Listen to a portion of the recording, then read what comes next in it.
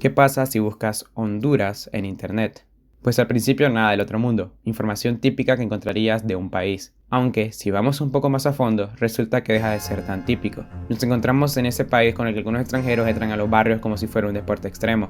El país donde las palabras como corrupción, pobreza y maras son parte del día a día y de los titulares. Y toda esta información no miente. 5.7 millones de hondureños viven bajo la línea de pobreza. Esto quiere decir que más del 60% de la población de Honduras es pobre. Y para rematar, somos de los países con peor índice de desarrollo humano. Según las Naciones Unidas, en 2019 Honduras fue el peor país en toda América Latina y el Caribe. Según el índice de percepción de corrupción del 1 al 100, donde 0 es muy corrupto y 100 es un país muy limpio, Honduras solo tiene una puntuación de 24, dejándolo dentro del top 25 de los países más corruptos del mundo entero. En 2020 en Honduras había unos 10 asesinatos diarios, o para ser exactos, 3.496 asesinatos registrados en ese año. Esto nos deja en el top de asesinatos, junto con países con miles de millones de habitantes como China y países en guerra como Nigeria.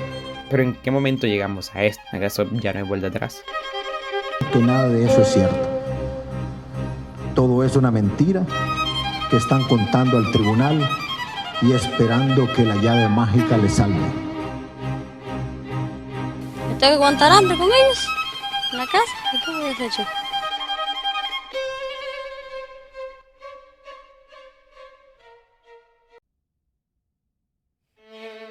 200 millones de dólares han desaparecido de los fondos del Seguro Social de Honduras. Hoy miles de personas salieron a protestar no solamente por la corrupción, sino porque dicen que por la falta de dinero para la salud han muerto centenares de personas. Ahora hablemos de las mayores plagas que tiene nuestro país, la corrupción. Así que quiero mostrarles este libro, 100 años de corrupción e impunidad en Honduras. Es una publicación del CNA, donde se habla de los 100 actos de corrupción más relevantes desde 1867 hasta 2016. En este libro podemos ver muchas cosas interesantes y que nos sirven para entender cómo llegamos a esta situación.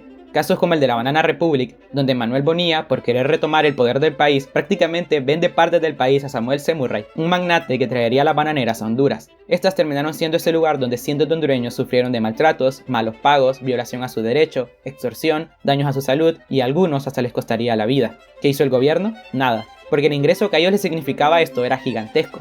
Y así, muchas administraciones pasaron por esto y ninguna tomó decisiones drásticas al respecto. La impunidad era tanta que a Samuel Semurray se le atribuía la frase: en Honduras, una mula vale más que un diputado. Y es que para nadie es un secreto que desde hace mucho tiempo casi ningún político que no gobierna tiene como fin beneficiar al pueblo. En la dictadura de Carías, por ejemplo, en la Segunda Guerra Mundial, le declaró la guerra a Mussolini, Hitler e Hirohito. Todo para contentar a Estados Unidos y quitarle las empresas a los italianos, alemanes y japoneses que estaban en el país. Otro ejemplo es cuando los hondureños empezaron a quedar sin tierras donde cultivar.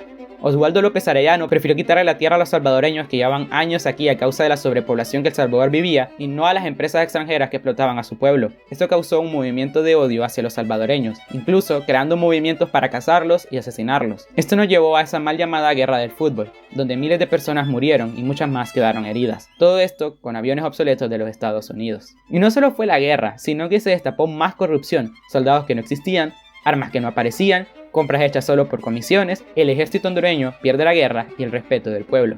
Y sí, sé que no es necesario ir tantos años atrás para poder ver casos de corrupción, pero quería mostrar que todo esto no es nuevo y que llevamos años sumergidos en gobiernos que nunca les ha interesado el pueblo. Lo podemos ver con historias que se repiten, como un huracán devastador donde el dinero destinado a la ayuda de los damnificados desaparece, o como cuando deciden vender el territorio del país a la empresa privada dejando que actúen por fuera de la ley. O como en todos esos casos que cuando fue necesario solo se quemaron los registros y se hicieron los ciegos ante todo el crimen cometido. Y hay muchos más ejemplos de actos de corrupción que simple y sencillamente se repiten por la historia de Honduras. Nuestro país sigue sumergido en la corrupción, seguimos siendo atacados y robados, solo que de diferentes maneras y con nombres nuevos. De fondo estamos viendo los casos más importantes solo del 2000 al 2016. Todo el daño hecho asusta, y obviamente todos estos años de corrupción y mala administración traen consigo graves consecuencias. Honduras ya era antes uno de los países más pobres del continente, con 4 de cada 10 habitantes sin recursos siquiera para adquirir un plato de comida al día. Así que el estallido social parece solo cuestión de tiempo. Un empleado de una maquila tiene que sobrevivir con un aproximado de 300 lempiras diarios. Incluso hay trabajos donde hay que vivir con poco más de 200 lempiras por día, haciendo que en algunos casos extremos, un día completo de trabajo en Honduras sea equivalente a 1 hora de trabajo en los Estados Unidos. Y es por eso y muchos motivos más que nace la migración. La gente no se va para trabajar menos, la gente se va para que su trabajo valga. En 1998, Honduras fue impactado por el huracán Mitch.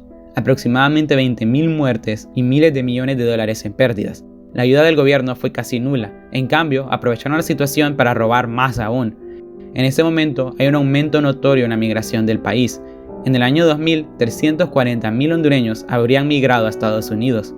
A día de hoy, se estima que casi 1 millón de hondureños migraron a Estados Unidos y que unos 50.000 migraron a España. Esto quiere decir que aproximadamente 1 de cada 10 hondureños dejaron el país. Todo esto mientras que el índice de pobreza no tiene ningún cambio drástico y no muestra un avance claro. Una gran parte de la población simple y sencillamente vive día a día sobreviviendo, y esto inevitablemente trae delincuencia. Y aquí quiero hacer un paréntesis. Obviamente, una persona por ser pobre no quiere decir que sea delincuente. Si no, no tuviéramos esta gran cantidad de políticos millonarios que aún así deciden robar. Pero tampoco podemos ocultar que una persona pobre tiene muchos más factores que lo pueden llevar a tomar el camino de la delincuencia. Esto, sumado a las maras y pandillas y el crimen organizado en sí, crea una corrupción completa de la sociedad, causando esto, por ejemplo, que en el año 2012 se registraran 7.172 asesinatos. Esto quiere decir que en promedio cada 70 minutos alguien era asesinado en Honduras. Además, siendo tan complicada la situación social, muchos niños abandonan sus estudios, haciendo que caigan en trabajo infantil o terminen uniéndose a maras y pandillas. Todo esto mientras el gobierno propone ideas como militarizar el país, que parece más una propuesta para controlar a la población que para luchar contra la delincuencia, tal como lo vimos en el golpe de estado de 2009, donde los militares golpearon, dispararon y hasta asesinaron a la población.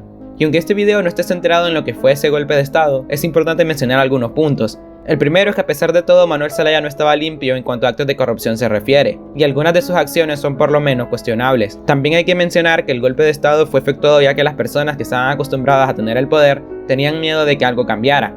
El pueblo no fue escuchado, atentaron en contra de sus derechos humanos y fueron ignorados. Después de toda esta crisis social, Honduras cayó en esta dictadura invisible, donde buscan favorecer sus propios intereses sin importar nada. Caímos en los peores índices de violencia, pobreza y corrupción. Honduras, como en toda su historia, sigue siendo ese país derrotado. La OEA, en sus apuntes de CBR, hechos para el golpe de estado de 2009, compara la ruta que sigue Honduras con el gato pardo de Lampedusa. Esto viene del libro del mismo nombre. Se compara ya que es ahí donde encontramos la frase: si queremos que todo siga como está, necesitamos que todo cambie. Esto haciendo alusión al cambio solo superficial del cual hemos venido hablando. Y es que si en algo coinciden gran parte de las fuentes de este video, es que no podemos olvidar. Ya va siendo hora de dejar de ver esos medios de comunicación amarillistas que disfrazan la realidad del país. Ya va siendo hora de dejar de creer en cualquiera que nos diga que todo va a estar bien. Ya va siendo hora de darnos cuenta que hay muchos muriendo de hambre y nadie está haciendo nada. Ya va siendo hora de aceptar que las protestas son necesarias. Ya va siendo hora de darnos cuenta que los traidores a la patria son los mismos que nos gobiernan. Y ya va siendo hora de hacer algo. Ya va siendo hora de dejar de olvidar.